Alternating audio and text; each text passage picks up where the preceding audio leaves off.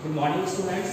D block के बारे में पढ़ रहे थे तो मैंने आपको डी ब्लॉक क्या होता है बता दिया था। डी ब्लॉक का जनरल इंट्रोडक्शन मैंने आपको बता दिया था, डी ब्लॉक में कैसे क्या हमको करना होता है। ठीक है, अब डी ब्लॉक के कुछ इंपॉर्टेंट चीज़ों के बारे में बात करेंगे। ठीक है, तो देखो डी ब्लॉक में जो पढ़ना है वो सबसे पहले पढ़ना है हमको प्रथम संक्रमण श्रेणी के बारे में पढ़ना है। ठीक है, प्रथम संक्रमण श्रेणी कौन सी? स्कैंडियम, टाइटेनियम हुआ, वानेडियम हुआ, क्रोमियम हुआ, मैग्नीज हुआ, फेरियम हुआ, कोबाल्ट हुआ, कॉपर हुआ, कोबाल्ट हुआ, निकिल हुआ, कॉपर हुआ और जिंक।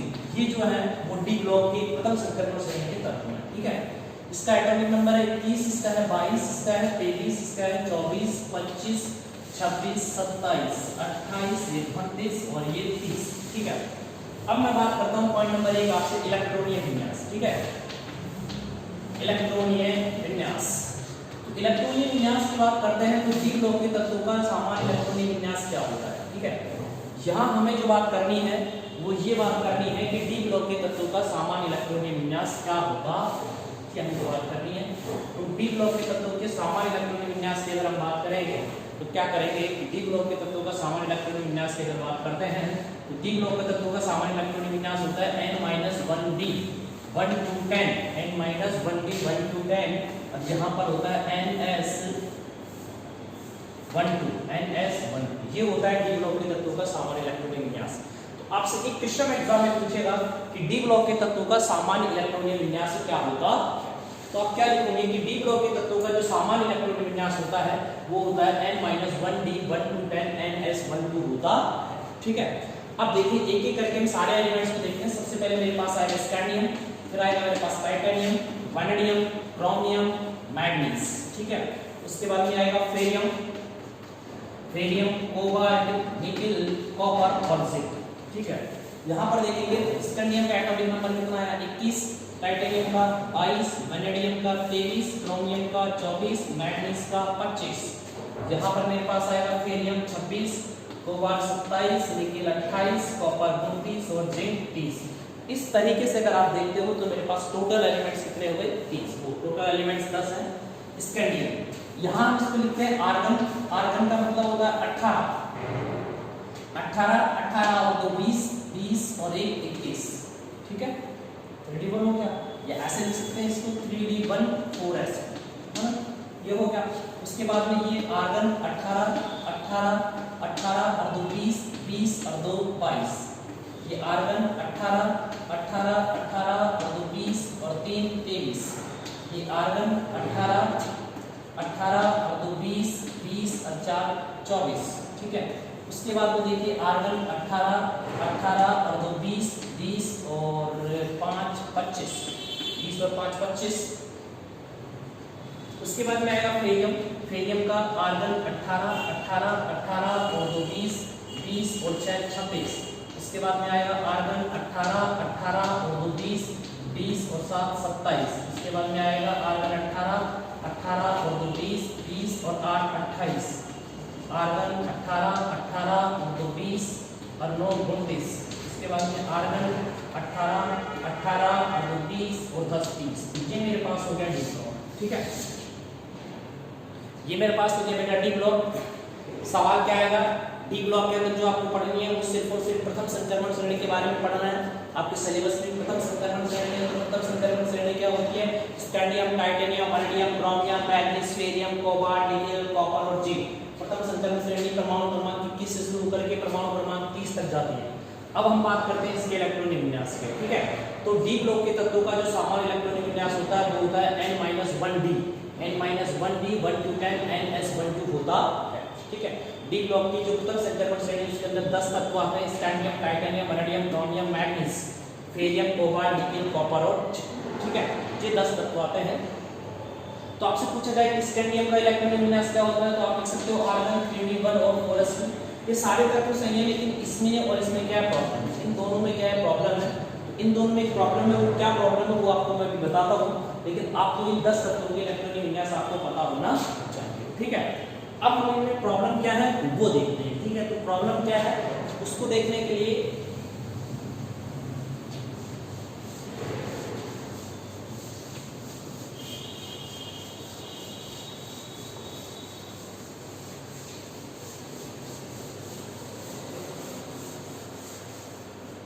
ये प्रॉब्लम क्या है उसको देखने के लिए सबसे पहले हम देखते हैं क्रोमियम। ठीक है बेटा, क्रोमियम का परमाणु क्रमांक होता है 24, ये मेरे पास क्या है कॉपर, इस कॉपर का परमाणु क्रमांक होता है मेरे पास 29 होता है। ठीक है, तो इसका इलेक्ट्रॉन विन्यास मेरे पास आ गया आर्गन, आर्गन का मतलब 18 हुआ, 18 और 2 20 और 4 24।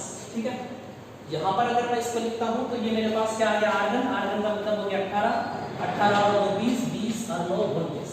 ठीक है, अब देखिए करना क्या है बेटा, जहां पर देखोगे डी है तो डी में कितने हैं, डी में है 1 2 3 4 5 होते हैं, इसके अंदर 1 2 3 4, ये 3d है 4 इलेक्ट्रॉन है, ये 4s है, 4s के अंदर कितने इलेक्ट्रॉन है 2 इलेक्ट्रॉन है। ठीक है, यहाँ पर देखोगे तो इसमें क्या है, इसमें क्या है 9 होते हैं, ये 1 2 3 4 5 6 7 8 और ये 9, और ये 4s है, 4s के कितने 2, ये 4s है और ये कौन सा है ये 3d। ठीक है, ये वाला कक्षक है वो है आंशिक दूरी, ये वाला कक्षक क्या है आंशिक दूरी है। ठीक है, और ये वाला जो कक्षक है वो क्या है बेटा अर्धपूंजी, ये वाला भी क्या है आंशिक दूरी, ये वाला भी आंशिक दूरी। ठीक है, अब अगर हम क्या करते हैं, सपोज करो एक बात याद रखना, देखो होता क्या है 3d और 4s कक्षक जो होते हैं इनकी ऊर्जा में अंतर बहुत कम होता है। 3d और 4s कक्षकों की ऊर्जा में अंतर बहुत कम होने के कारण इसका एक इलेक्ट्रॉन यहाँ पर आ सकता है, इसका एक इलेक्ट्रॉन यहाँ पर इसलिए आएगा क्योंकि यहाँ पर सिमेट्री बढ़ेगी। सिमेट्री कैसे बढ़ेगी, देखिए यहाँ पर 5 इलेक्ट्रॉन हो जाएंगे, 5 इलेक्ट्रॉन हो जाएंगे तो 1 2 3 4 5 और यहाँ पर 4s में कितना रह जाएगा, 1 रह जाएगा। तो ये बताओ अर्धपूरित वाक्य में ये वाला कक्षक तो क्या हो गया अर्धपूरित, ये वाला कक्षक मेरे पास अर्धपूरित हो गया। ठीक है, और यहाँ पर देखो इसका एक इलेक्ट्रॉन इसमें आ जाएगा तो ये कितने हो जाएंगे, ये हो जाएंगे 1 2 3 4 5 6 7 8 9 10, अरे 4s में कितना इलेक्ट्रॉन हो जाएगा एक, तो यार पूरी हो जाएगा, पूरी हो जाएगा, ये मेरे पास क्या हो जाएगा पूरी कक्षक हो जाएगा, ये मेरे पास है पूरी कक्षक। ठीक है, अब कक्षक अब पूर्णपूरित हो गया तो अब इसका इलेक्ट्रॉन विन्यास क्या होना चाहिए, अब इसका क्रोमियम का इलेक्ट्रॉन विन्यास होना चाहिए आर्गन 24, तो ये बताओ 3d 5 और 4s बंद होगा नहीं होगा, ये इसका करेक्ट इलेक्ट्रॉन विन्यास है, ये इसका रॉन्ग इलेक्ट्रॉन विन्यास है। ठीक है, इसी तरह इसका देखूंगा कॉपर का तो 3d 9 हो जाएगा, 3d 9 होने के बाद ये हो जाएगा 3 ये हो जाएगा आर्गन का मतलब हो जाएगा 18 और 10 28 और ये हो गया 32।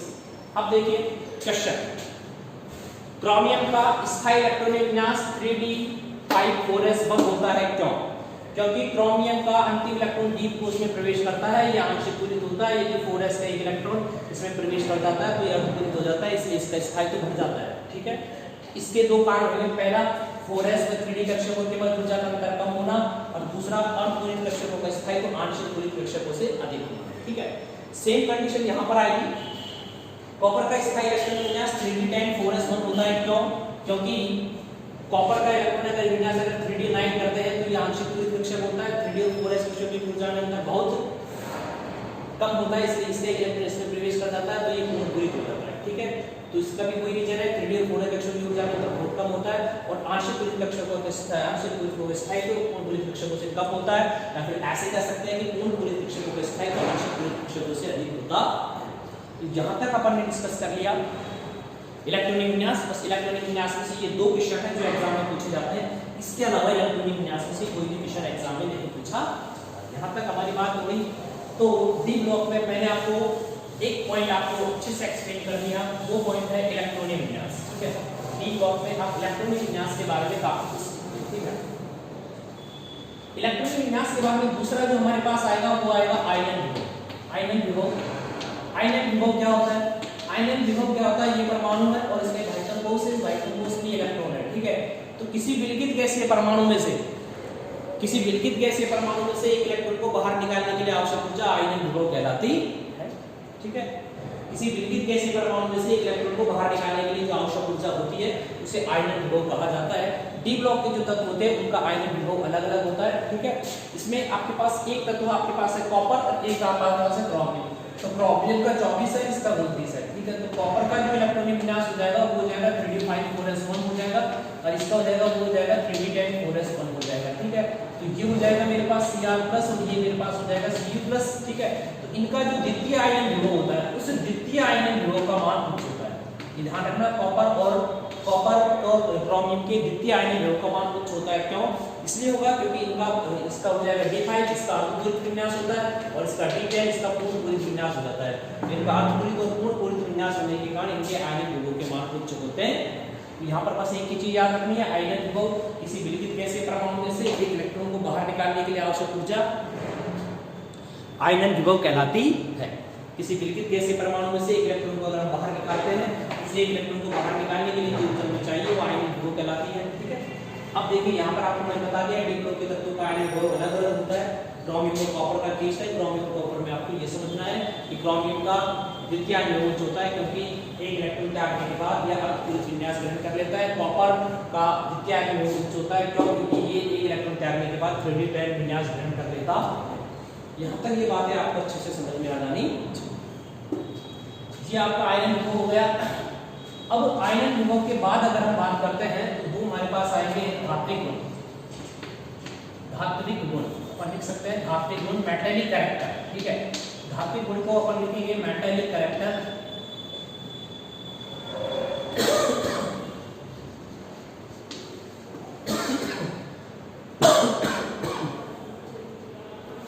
देखिए मेटेलिक कैरेक्टर से क्या मतलब होता है बेटा?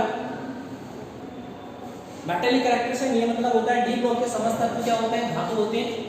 ठीक है, डी ब्लॉक के समस्त तत्व धातु होते हैं। इनके जो स्ट्रक्चर होता है, इनका जो स्ट्रक्चर होता है वो बीसीसी हो सकता है, एफसीसी हो सकता है, या सीसीपी पैकिंग की हो सकती है। ठीक है, इसमें मैग्नीज है। मैग्नीज जो होता है, मैग्नीज में क्या होता है? इलेक्ट्रॉन सबसे ज्यादा सम्मिलित होते हैं। तो मैग्नीज में इलेक्ट्रॉन सबसे ज्यादा सम्मिलित होने के कारण इसकी पैकिंग भी अच्छी होती है, इसलिए हार्ड होता है। क्या होता है? ये हार्ड होता है। ठीक है, देखो अगर लोहे के अंदर बेटा आप मैग्नीज को मिला देते हैं, तो लोहे के अंदर आप मैग्नीज को मिला देते हो तो आपके पास बनता है इस्पात। क्या बनता है? इस्पात बनता है, कि लोहे की तुलना में ज्यादा हार्ड होता है। ठीक है, अब यहाँ से बात करने की है कि धातुएं जो होती है, धातुएं ये विद्युत की सुचालक होती है, विद्युत की सुचालक होती है। विद्युत की सुचालक है, धातुएं विद्युत की सुचालक है। ये क्या होते हैं? ऊष्मा की भी सुचालक होती है। ऊष्मा की सुचालक ये इसलिए धातुएं विद्युत की सुचालक इसलिए होती है क्योंकि इनमें मुक्त इलेक्ट्रॉन पाए जाते हैं। ऊष्मा की सुचालक इसलिए होती है क्योंकि इनमें मुक्त इलेक्ट्रॉन पाए जाते हैं।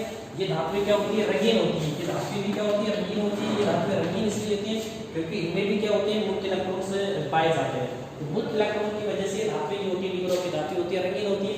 जैसे आप देख सकते हो कॉपर अलग कलर का होता है, आप देख सकते हो एजी अलग कलर का हो सकता है, आप देख सकते हो यहाँ पर ए अलग कलर का हो सकता है। ठीक है, आप यहाँ देख सकते हो केडी प्लैटिनम अलग कलर के होते हैं। सब के डिफरेंट कलर होते हैं। रीजन क्या है? क्योंकि इनमें नंबर ऑफ इलेक्ट्रॉन्स तो डिफरेंट होते हैं, ये नंबर ऑफ इलेक्ट्रॉन्स भी डिफरेंट होते हैं। ठीक है, धातुएं विद्युत तो ऊष्मा की सुचालक नहीं हो क्योंकि इनमें मुक्त इलेक्ट्रॉन्स पाए जाते हैं। ये सारी चीजें हमको स्टडी करनी है। ठीक है, तो आपके 2 पॉइंट्स ने 3 पॉइंट्स क्लियर हो गए। एक हो गया आपका इलेक्ट्रॉनिक विन्यास क्या होता है, वो मैंने आपको बताया। दूसरा मैंने आपको आयनिक विभव के बारे में बता दिया। तीसरा मैंने आपको बता दिया धात्विक गुणों के बारे में। ठीक है, तब तक की स्टडी हमने कर ली है। ठीक है, धात्विक गुणों तक हमने पढ़ लिया कि कैसे कैसे क्या करते हैं ये सारी चीजें। ठीक है, ये ज्यादा इंपॉर्टेंट चीजें नहीं है, वो इसमें से कोई क्वेश्चन जनरली एग्जाम में नहीं पूछा जाता, फिर भी आप देख सकते हो। ठीक है, थैंक यू। बाकी हम बाकी चीजें नेक्स्ट क्लास में स्टडी करेंगे।